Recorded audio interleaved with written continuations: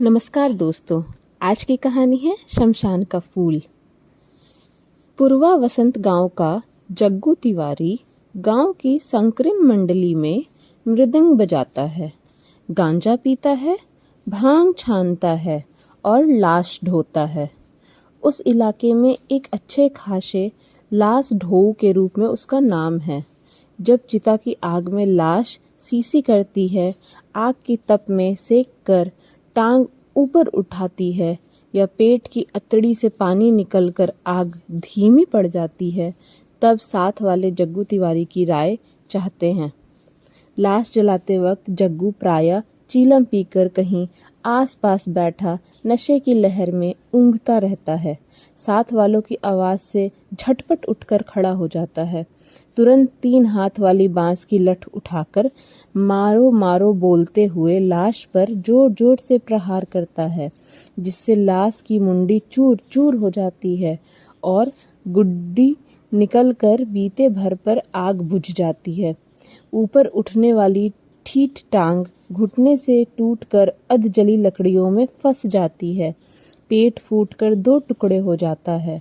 आग की लपलपाती जीभ देखते ही अतड़ी को चाट जाती है और पल भर में ही सब जलकर राख ढेर हो जाता है। शमशान का घाट, कहीं राख का ढेर, कहीं सीलन तो कहीं रंग बिरंगे चिथड़े, टूटी फूटी हड्डियां, सूप, झाड़ू, अधजली लकड़ी के टुकड़े बिखरे पड़े हैं। लाश उठाकर जग्गू तिवारी खुश हो जाता है। तालाब के घाट में तेल मलते मलते जांघ पर जोर से थाप मारकर कहता है, देवी जी की कृपा से काम ठीक ठाक निपट गया। जब गांव में महामारी फैलती है, ठहरी कैया का दौर शुरू होता है या देवी जी की नाराजगी से चेचक भयंकर रूप ले लेती है, उन दिनों शवों का ढेर लग जाता है। गांव में जग्गू तिवारी की खातिरदारी भी बढ़ जाती है। तभी उसकी खुशामद करते हैं। कोई 8 आंसू बहाता है तो कोई कमर से पैसे निकालकर उसके पांव पर भेंट चढ़ाता है, तो दूसरा कोई हाथ पकड़कर गुहार करता है। तिवारी बड़ी गंभीर मुद्रा में सबकी सुनता है, पर जबान नहीं खोलता।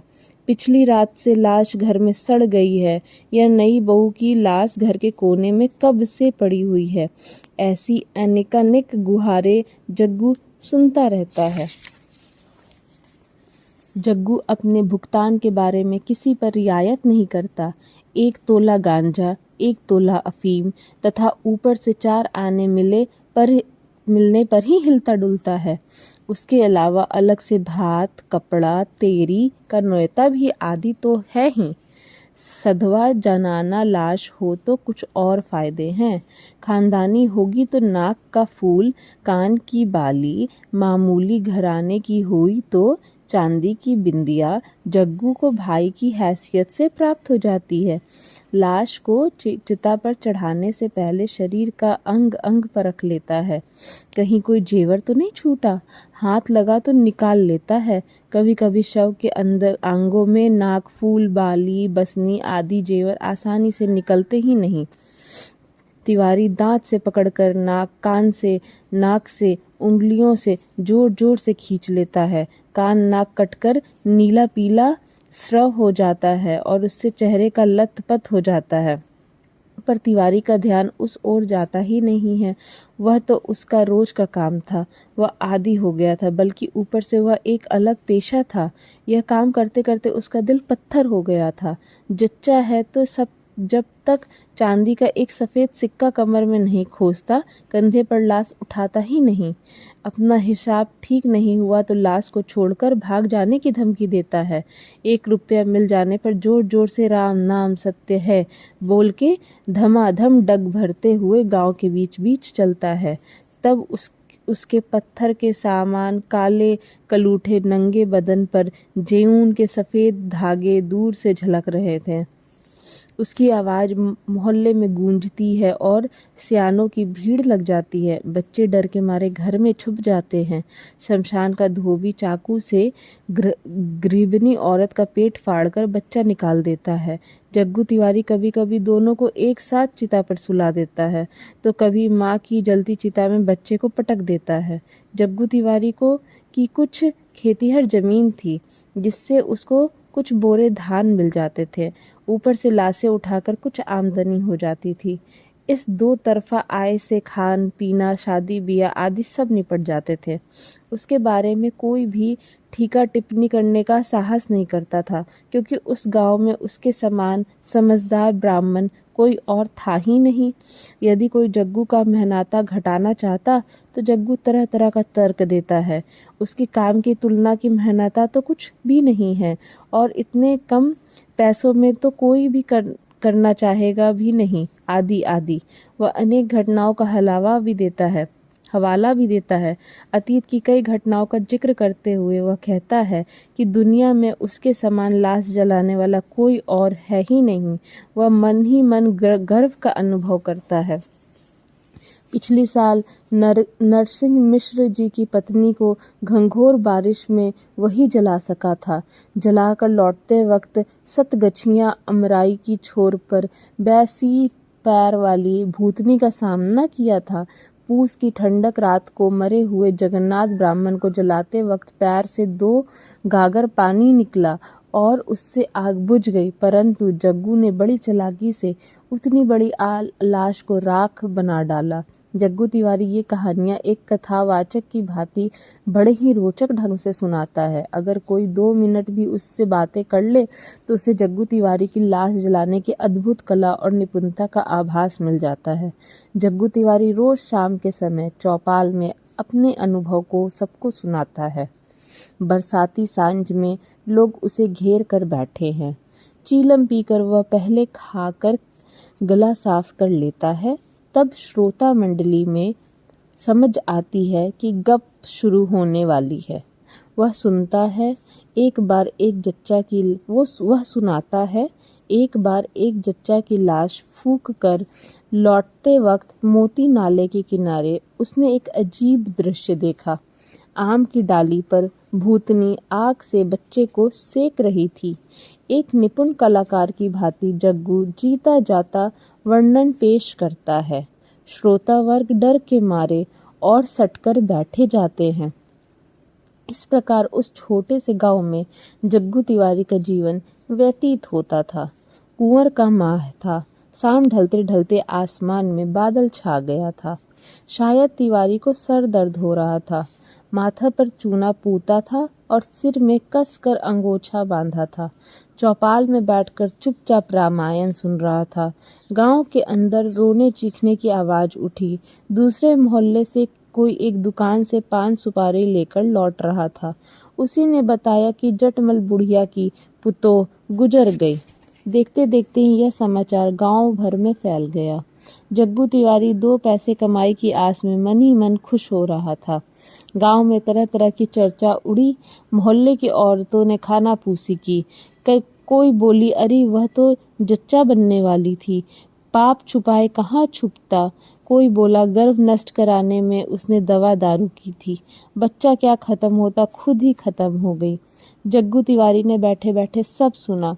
उसकी खुशियां गायब हो गईं। जात निकालना हो जाने की आशंका में 2 पैसे की कमाई की आशा टूट गई।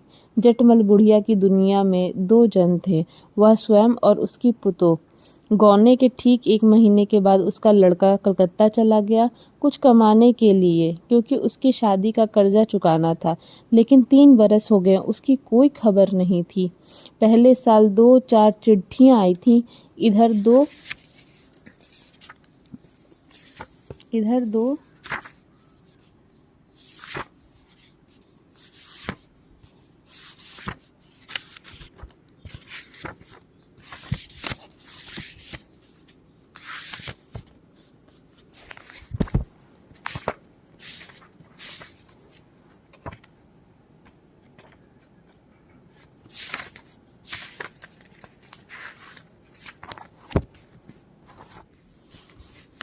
इधर 2 साल से वह भी बंद है।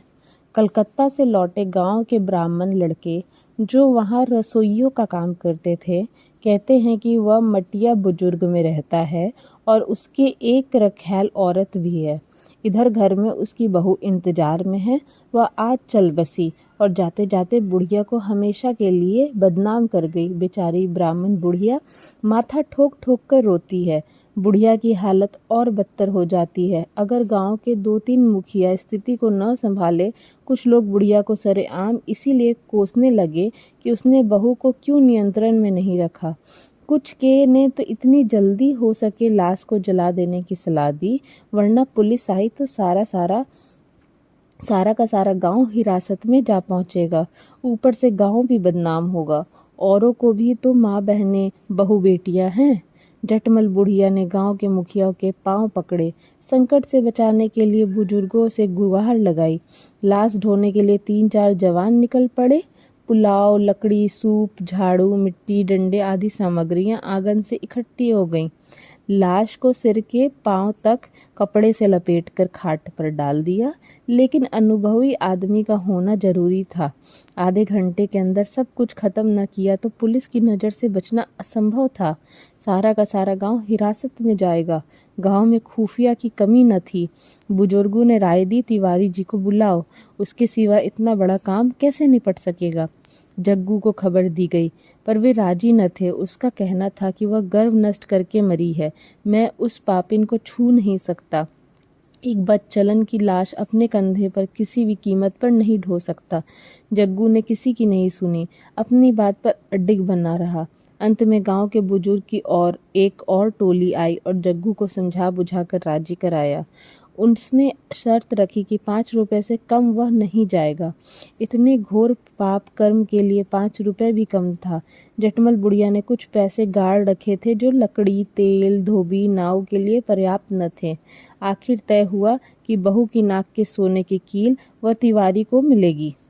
जग्गू खुश होकर उठ बैठा और राम नाम सत्य है का नारा लगाने लगा।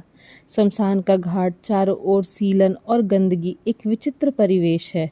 टूटी फूटी हड्डियां, अध जली लकड़ियां, काले काले अंगार, राख, हड्डियां बिखरी पड़ी थी चारों ओर। हवा के झोंके साथ जाने कहां से सड़न की बदबू फैलाकर परिवेश को भयंकर बना रही थी। लाश को चिता पर चढ़ाने की प्रक्रिया समाप्त हुई। लकड़ियां कायदे से सजा दी गईं। जग्गू ने लाश के चेहरे पर कपड़ा हटा दिया और लकड़ी पर चित लिटा दी। चवन्नी के वजन का सोना था। लालटेन की रोशनी में तिवारी ने देखा नाक पर सोने का फूल चमक रहा था।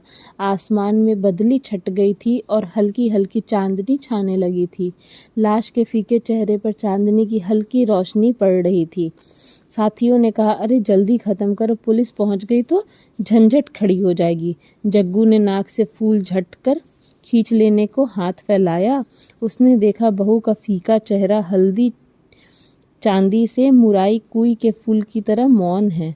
चेहरे को घेर कर काले काले घुंघरैले केशों को झड़ी लगी है, मानो आसमान में चांद के पीछे घने बादल छाए हैं। बहू के चेहरे पर मुरझाए हुए फूल का लवनय निखर रहा था। उसकी अस्त व्यस्त केश राशि पर चांदी की लहर बल खा रही थी।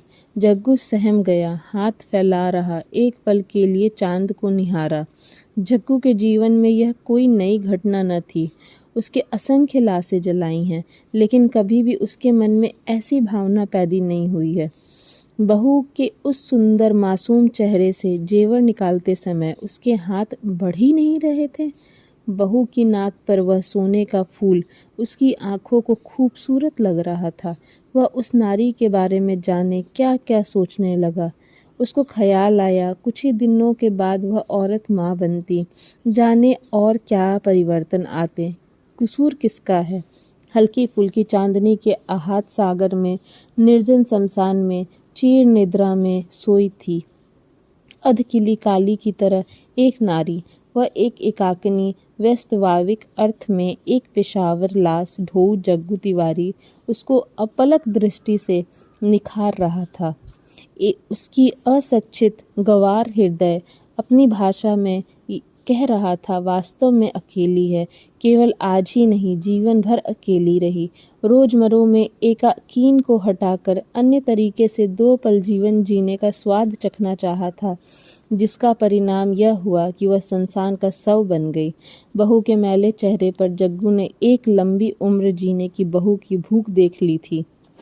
जग्गू को देर करते देख अन्य लोग बिगड़ने लगे, धमकी देना शुरू कर दिए। अगर और देर की तो जान लो, हम लाश छोड़कर चले जाएंगे। पुलिस आ गई तो कौन मरेगा? अरे नाक का फूल लेना है तो ले लो। वह लेने को तो तरसता था, अब क्यों नहीं लेता? जग्गू यथार्थ की दुनिया में लौट आया। अपने को शर्मिंदा भी महसूस किया, फिर भी अपनी कमजोरी को प्रकट किए बिना बोला, छी छी, लाश का नाक का फूल मैं घर ले जाऊंगा? यह पापिन है, पापिन।